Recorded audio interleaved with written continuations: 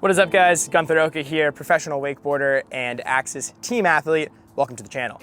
Today we're going to be running you through the 2025 Axis A245. This is going to be about how to weight your boat for the beginner wakeboarder.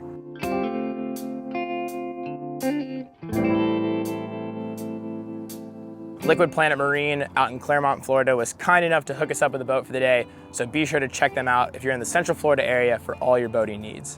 If you haven't seen my walkthrough video of this boat yet, be sure to check that out first, then come back to this one. So we want to get this wake set up for that beginner, younger rider, or really just anybody who's getting out there for the first time.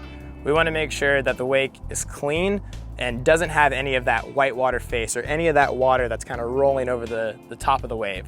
So getting it clean is most important, but in order to do that, we're gonna need to get familiar with the ballast settings. So let's head over to the touchscreen and get started. We're gonna tap on the boat icon and we're gonna prepare to fill by using the touchscreen here. What we're attempting to do is time how long it takes to fill the ballast all the way from empty, all the way to full.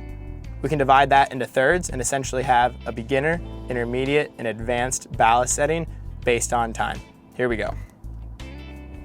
It may vary, but in order to fill your A245 from all the way bone dry to all the way full takes roughly around 11 minutes. You'll notice that the center fills first, followed by the bow bags, and then lastly, followed by the rear plug and plays. I'm not great at math, but if we segment that into thirds, we can kind of break it down into that beginner, intermediate, and advanced ballast setting. Now that we've got the baseline set for our ballast settings, when we go to set up the wake for our beginner rider, I'm still gonna recommend zero weight throughout the rear and the center tanks. However, we will fill the bow to help compensate for the length of the boat and help pull the nose down some. We're gonna be running at around 18 miles per hour with that wedge typically in one position. When you go on lift, it does put a little bit more lip on the wake, so we're gonna start with it at 1, see how it goes from there.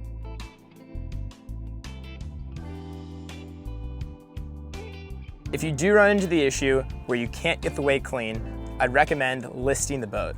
Listing means adding weight to the side that wake has the foam or the curl on. This helps sit that side of the boat deeper into the water, therefore cleaning up the face of the wake.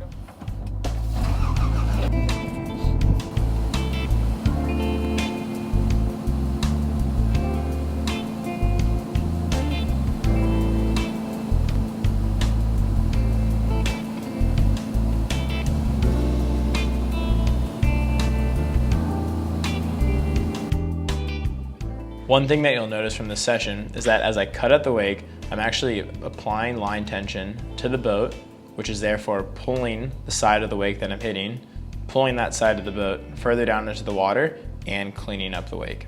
On top of that, I could have also pulled my rope line in to probably 50, if not even 45 feet to make clearing the wake easier without having to speed up the boat.